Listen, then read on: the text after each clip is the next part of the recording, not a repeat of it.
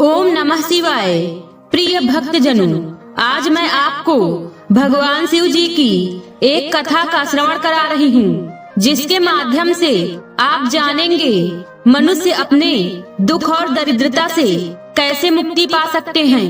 अगर आप यह प्रेरणादायक कथा सुन रहे हैं तो पूरा सुने, इसे आधा अधूरा छोड़कर जाने की गलती ना करें। इस पवित्र कथा के माध्यम से आप भगवान शिव से नई सीख प्राप्त करेंगे, इसलिए इस पवित्र कथा को पूर्ण भाव और निष्ठा के साथ सुने और भगवान शिव का आशीर्वाद प्राप्त करें। तो चलिए कथा को प्रारंभ करते हैं। एक समय की बात है, माता पार्वती भगवान शिव के पास जाती हैं और कहती हैं, हे प्रभु, आज मैं आपसे बहुत ही महत्वपूर्ण बात करने आई हूँ।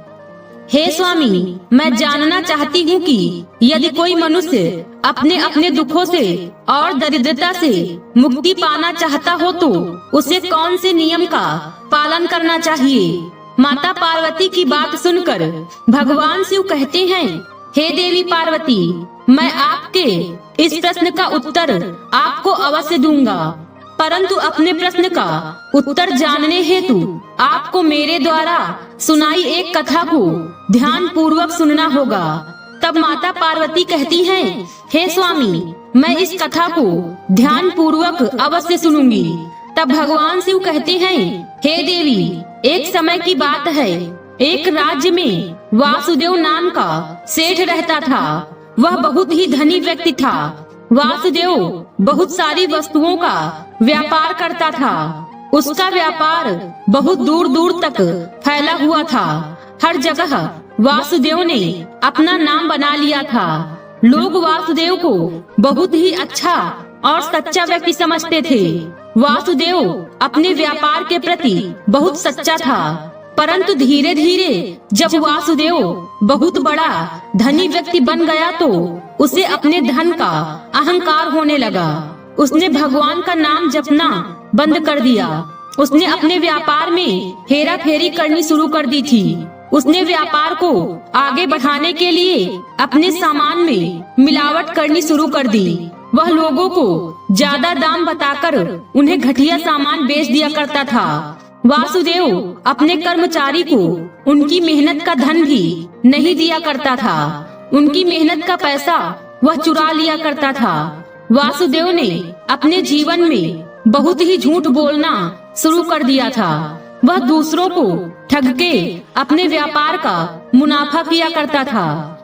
वासुदेव जिसके साथ भी व्यापार करता था, वह उनके साथ छल करके उनकी मेहनत का आधा हिस्सा अपने पास रख लिया करता था।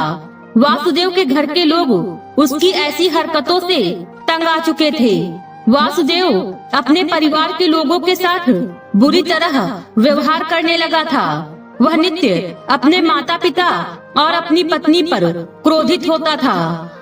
अब वासुदेव की उसके मित्रों के साथ भी नहीं बनती थी। वह अपने मित्रों के साथ भी अच्छा व्यवहार नहीं करता था।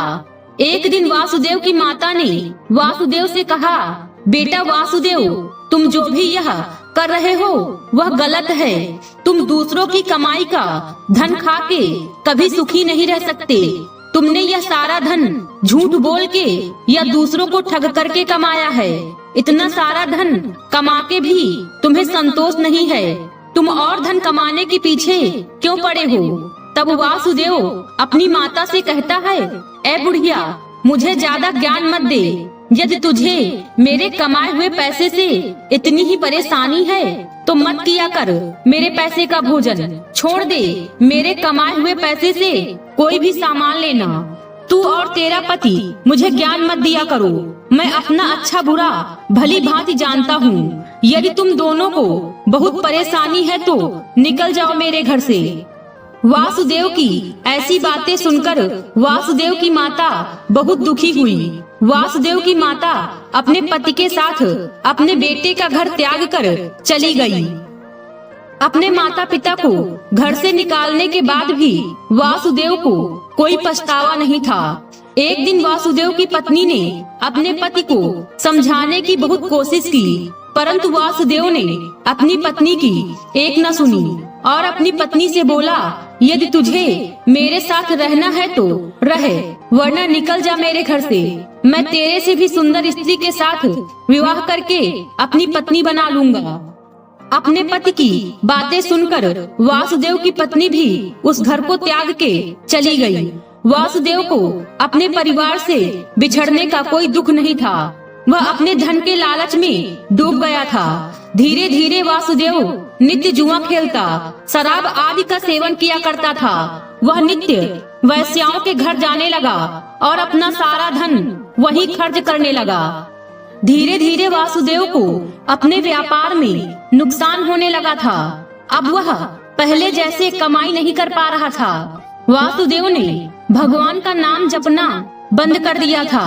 वह भूल गया था कि जो भी धन उसके पास है वह सब कुछ भगवान का दिया है। वह अपने धन के घमंड में भगवान को भी भूल चुका था। वासुदेव अब धीरे धीरे गरीब होने लगा था। एक दिन वासुदेव अपने कुछ कर्मचारियों को लेकर दूसरे देश व्यापार करने के लिए जा रहा था। उसके पास व्यापार करने के लिए बहुत ही थोड़ा सामान बचा हुआ था। वह अपनी नाव में सवार होकर जा रहा था। तभी अचानक समुद्र में तेज तूफान आ गया। वासुदेव का जो भी सामान उस नाव पर था वह सब डूबने लगा। वासुदेव के सारे कर्मचारी उस तूफान में डूबते जा रहे थे। वासुदेव ने अपना सारा सामान छोड़ा और सबसे पहले उस समुद्र से बाहर आ गया। वासुदेव आंधी तूफान से बचता हुआ किसी तरह निकल गया। वासुदेव का जितना भी सामान था वह सब अब नष्ट हो चुका था। वासुदेव जब अपने घर वापस आया तो उसने फिर से अपना व्यापार शुरू करने को सोचा। वासुदेव ने नया व्यापार शुरू करने के लिए अपने घर को बेच दिया और जो भी धन उसके पास था वह सारा उसने नया व्यापार शुरू करने में लगा दिया। परंतु वासुदेव को अपने नए व्यापार में बहुत घाटा हुआ। उसका बचा खुचा सारा धन खत्म हो गया। वासुदेव ने जिसके साथ धोखा किया था उन सभी ने इस बार वासुदेव से बदला ले लिया था। अब ना तो वासुदेव के पास कोई घर था और न धन संपत्ति थी। वह भोजन की तलाश में इधर उधर भटकने लगा। भोजन की तलाश में वासुदेव 2-3 दिन से भूखे प्यासे भटक रहा था। एक दिन वह भटकते हुए एक जंगल में जा पहुंचा। उस जंगल में उसने देखा कि एक आश्रम है। वासुदेव भोजन की तलाश में उस आश्रम में चला गया। उसने देखा कि उस आश्रम के बाहर एक बहुत ज्ञानी मुनि बैठे तप कर रहे थे। वासुदेव उनके पास जाता है और बोलता है, हे मुनिवर, मैं बहुत दिनों से भूखा हूँ। यदि आप मुझे भोजन दे दें तो आपकी बहुत कृपा होगी। तब मुनि कहते हैं, हे वत्स, तुम कौन हो? तुम्हारा यह हाल कैसे हुआ? तब वासुदेव कहता है, हे मुनिवर, मैंने अपने जीवन में बहुत पाप किए हैं, जिस कारण मेरी पत्नी मुझे छोड़कर चली गई। मैंने धन के लालच में आकर अपने अहंकार में अपने माता पिता को अपने घर से निकाल दिया। पहले मैं एक व्यापारी था। मैंने मेहनती लोगों का बहुत धन लूटा है। झूठ बोल के लोगों के साथ ठग करके मैंने बहुत धन कमाया। परंतु एक दिन जब मैं अपने सामान को दूसरे देश लेकर जा रहा था तो वहाँ मेरा सारा धन और माल समुद्र में डूब गया। मैंने फिर अपना दूसरा व्यापार शुरू किया, परंतु उसमें मुझे बहुत घाटा हुआ। अब मैं बिल्कुल गरीब हो गया हूँ। यह सब मेरे पाप का ही नतीजा है। हे मुनिवर, कृपा करके आप मेरे इस पाप का निवारण मुझे बताइए। तब मुनिवर कहते हैं, हे वासुदेव, तुमने पाप तो बहुत किए हैं, जिस कारण तुम्हारे घर में दरिद्रता ने प्रवेश किया, जिस कारण आज तुम इतने गरीब और लाचार हो। हे वासुदेव, मैं तुम्हें इन सभी चीजों से मुक्ति पाने के लिए कुछ नियम बताऊंगा।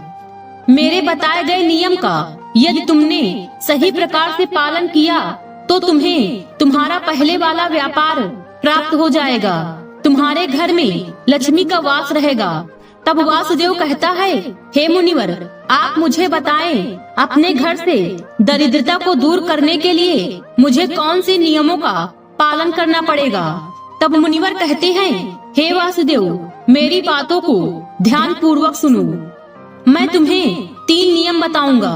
यदि तुमने उन 3 नियमों का पालन किया तो तुम फिर से धनी व्यक्ति बन जाओगे। सबसे पहला कार्य, जब तुम सुबह उठो तो सबसे पहले अपनी हथेलियों को देखो। हथेली के अग्रभाग पर देवी लक्ष्मी का वास होता है, मध्य में देवी सरस्वती और मूल भाग में भगवान श्री कृष्ण का वास होता है। ऐसा करने से तुम्हारे घर में सुख शांति बनी रहेगी, तुम्हारे घर में सुख समृद्धि आएगी। दूसरा कर्म है अपने से बड़ों का आदर करना। जो भी मनुष्य नित्य अपने माता पिता के चरण स्पर्श करता है और उनका आशीर्वाद लेता है तो उसे सुखी जीवन प्राप्त होता है। जो मनुष्य अपने माता पिता का आशीर्वाद लेता है तो उससे उसका अहंकार नष्ट होता है और घर में सुख समृद्धि आती है। तीसरा कर्म है, जो भी मनुष्य सुबह उठकर स्नान आदि करके सूर्य को जल देता है तो उससे मनुष्य को सभी रोगों से मुक्ति मिलती है। जो भी मनुष्य सूर्य को अर्घ्य देता है उसका स्वास्थ्य अच्छा रहता है। सूर्य को अर्घ्य देने से मनुष्य की दुर्गति नहीं होती। हे वासुदेव, यह थे वह 3 नियम जिसका पालन करने से तुम दरिद्रता से मुक्ति पा सकते हो। यदि तुमने मेरे द्वारा बताए गए इन नियमों का सही तरह से पालन किया तो तुम्हें तुम्हारा खोया हुआ सम्मान और धन दोनों की प्राप्ति हो जाएगी।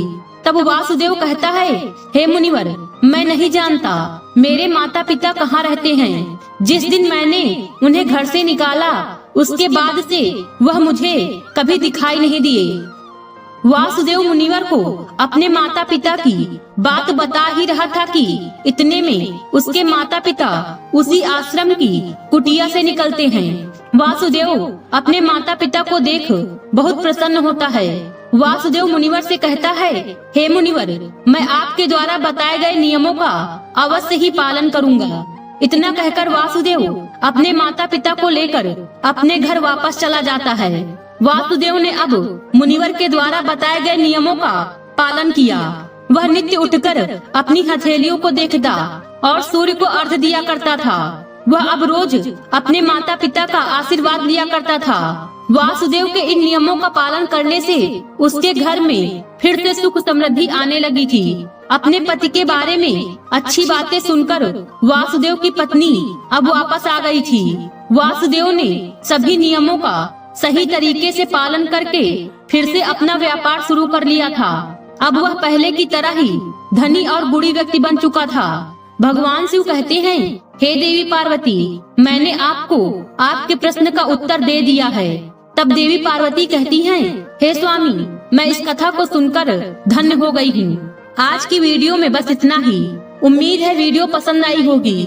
इस वीडियो में बोलते समय कोई त्रुटि हुई हो तो क्षमा करें। वीडियो पसंद आई हो तो वीडियो को लाइक और शेयर करें और चैनल को सब्सक्राइब कर दें और कमेंट बॉक्स में हर हर महादेव लिखना बिल्कुल न भूलें। मिलते हैं अगले वीडियो में। खुश रहिए और खुशियाँ बांटते रहिए। हर हर महादेव।